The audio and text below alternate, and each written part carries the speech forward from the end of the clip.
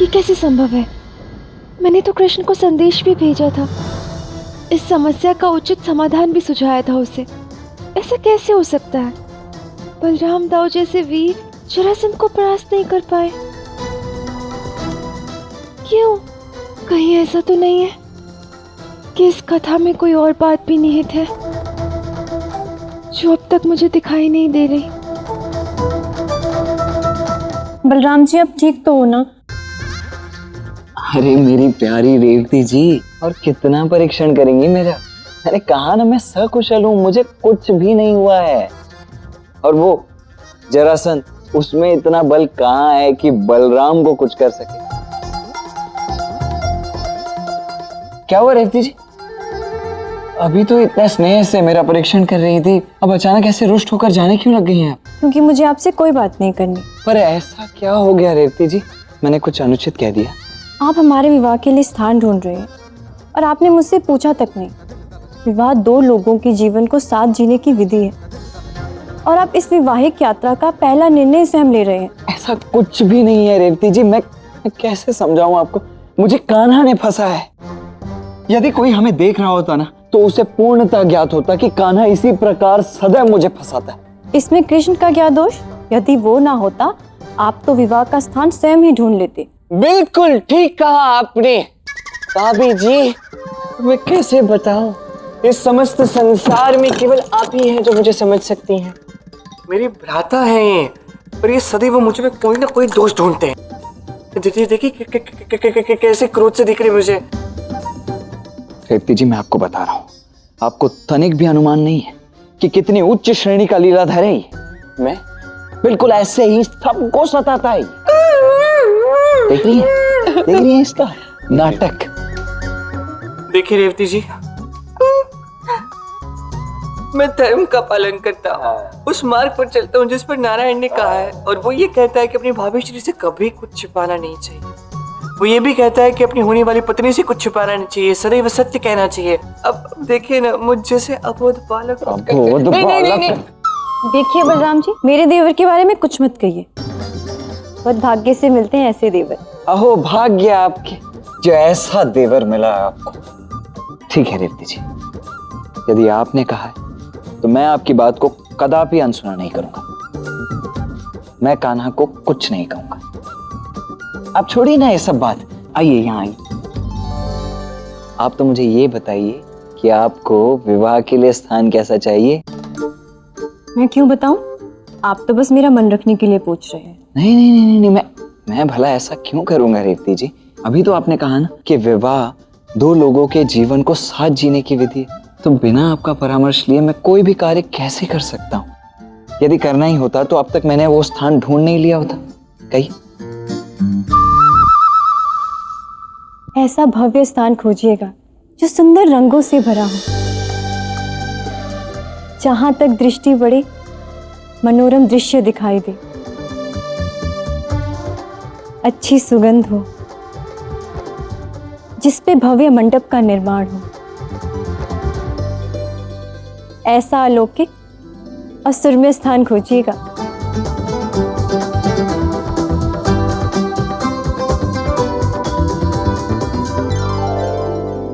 सुंदर रंग, मनोरम दृश्य, सुगंधित मंडप। रेवती जी, अब ऐसा स्थान भला कहाँ मिलेगा? वो सब तो आप ही जानो। अच्छा, अब मैं चलती हूँ। कहाँ? अपनी सखी राधा से मिलने। भाभी जी, आप मेरी आपकी सखी राधा से मिलने जा रही है?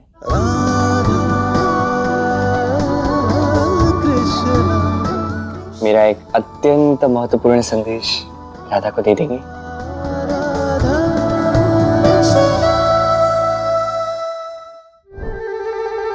रेवती जी, आपको ज्ञात करना है ना कि कान्हा कितना बड़ा लीलाधर है।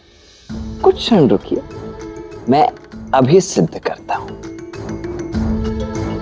तो कान्हा, तुम इसी क्षण की प्रतीक्षा में थे ना कि कब रेवती जी ये कहें कि मैं राधा के पास जा रही हूं और तुम राधा के लिए लिखा हुआ पत्र उन्हें सौंप दो। इसीलिए तुमने पत्र भी पहले से ही लिख कर रखा था। अर्थात तुम्हें ये ज्ञात था कि रेवती जी इसके पश्चात राधा से ही मिलने जा रही है। कहो कहो, कैसे? दो उत्तर। वाह, क्या दाव खेला है।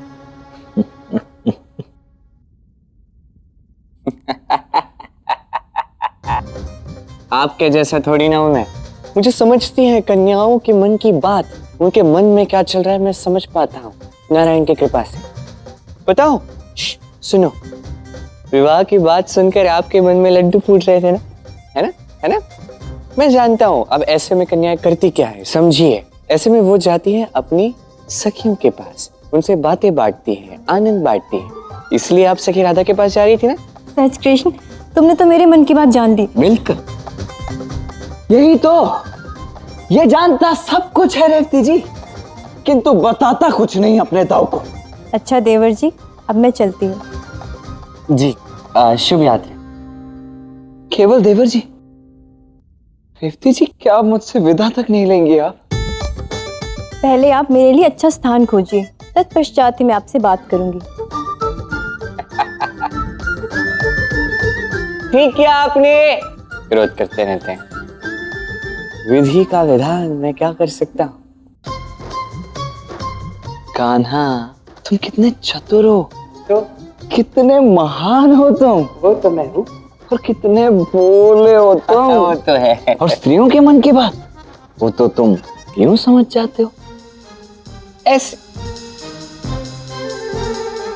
समझ जाता हूँ मैं, सब समझ जाता हूँ। आप भी समझ जाओगे। बल का प्रयोग करने की कोई आवश्यकता नहीं है। मैं तो कान्हा हूँ, मुझे आप कैसे मार सकते हैं? आप तो मुझे मार ही नहीं सकते, करोगे भी नहीं। आप कैसे? तुम चाहे जो वो करो। देखिए दाओ, ये सब मत करना। मैं भाभी को बोल दूंगा, फिर बात नहीं करेंगे आपसे। फिर बता दो, जिसे जो बताना उससे वो बता दो, किंतु सर्वप्रथम मेरे हाथों से तुम पिटाई तो खा लो। अरे राजा को कुछ नहीं, आप प्रणाम। ना ना ना ना ना, अब ये सब नहीं चलेगा।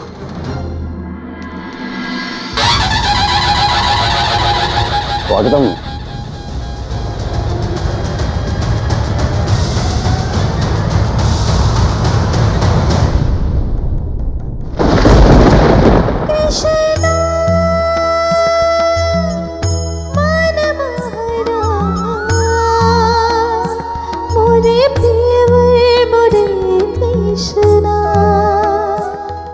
रुक्मणी,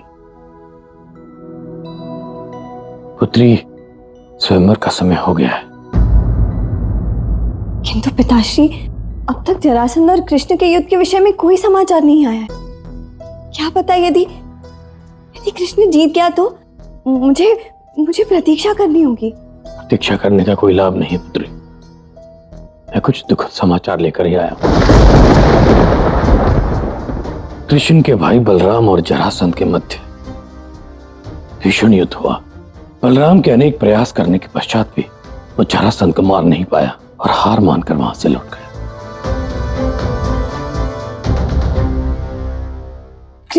कृष्ण कहाँ था पिताश्री? ये तो ज्ञात नहीं पुत्री, परंतु बलराम का हार मानकर लौट जाना ही संकेत मात्र है कि जरासंध अमर है और कृष्ण तो क्या, स्वयं भगवान भी उसे नहीं मार सकते।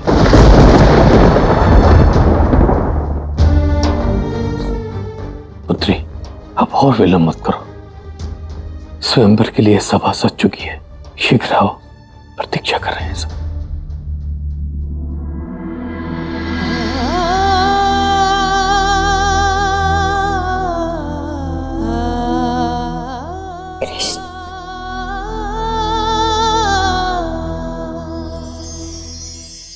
राधा, रेवती, तुम?